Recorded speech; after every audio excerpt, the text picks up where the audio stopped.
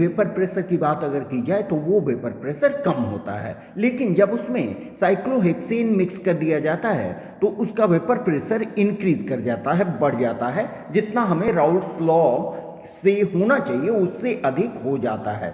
इसका कारण क्या है? इसका कारण ये है कि इथेनॉल में जो इथेनॉल के मॉलिक्यूल्स होते हैं, इथेनॉल के मॉलिक्यूल्स होते हैं, वो मॉलिक्यूल्स आपस में इंटरमॉलिक्यूलर हाइड्रोजन बॉन्डिंग से जुड़े होते हैं, इंटरमॉलिक्यूलर हाइड्रोजन बॉन्डिंग से जुड़े होते हैं, ठीक है। लेकिन जब साइक्लोहेक्सेन को मिलाते हैं, साइक्लोहेक्सेन एक नॉन पोलर कंपाउंड है, जब उसको मिलाते हैं तो साइक्लोहेक्सेन इन दोनों के, इन सबों के बीच में स्पेस ऑक्यूपाई कर लेता है, जिससे क्या होता है कि इनका रेट ऑफ स्किपिंग टेंडेंसी, वाष्पीकरण की प्रवृत्ति कम हो जाती है, क्योंकि ये इंटरमॉलिक्यूलर हाइड्रोजन बॉन्ड टूट जाते हैं और वाष्पीकरण की प्रवृत्ति कम होगी तो क्या होगा, उनका वेपोराइजेशन कम होगा और रेट ऑफ वेपोराइजेशन कम होने से वेपर प्रेशर भी कम हो जाएगा, जिसके कारण, जितना कि हम लोग राउल्ट्स लॉ से एक्सपेक्ट करते हैं, जिसके कारण ये पॉजिटिव डेविएशन भी शो करता है,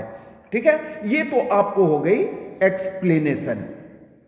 एक्सप्लेनेशन हो गया। अब आइए एग्जाम में आप क्या लिखोगे। एग्जाम में आप केवल ये लिखो, on mixing non polar cyclohexane molecule in the network of hydrogen bonding of ethanol molecule the interactive forces decreases which finally increase the vapor pressure of both the components than what expected from Raoult's law, showing deviation, positive deviation as well। क्या होता है कि non polar cyclohexane को आप जब ethanol में डालते हैं तो इथेनॉल के अंदर के जो हाइड्रोजन बॉन्डिंग का नेटवर्क है वो ब्रेक हो जाता है, जिससे इंटरैक्टिव फोर्स डिक्रीज करता है और डिक्रीज करने से फाइनली ये वेपर प्रेशर को इंक्रीज करता है, जिससे ये पॉजिटिव डेविएशन शो करता है।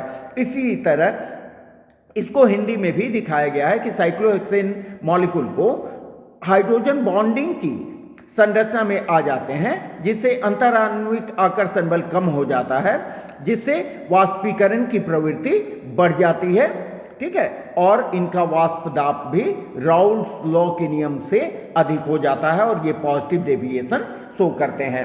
इसी को यहाँ एक्सप्लेन भी किया गया है हिंदी इंग्लिश दोनों में बच्चों, ठीक है। यहाँ देख लीजिए कि non polar cyclohexane molecules occupy the space between the ethanol molecule, thereby causing dissociation of some intermolecular hydrogen bonds and decreases the interactive forces. That's why vapor pressure becomes higher than what expected from Raoult's law. Okay.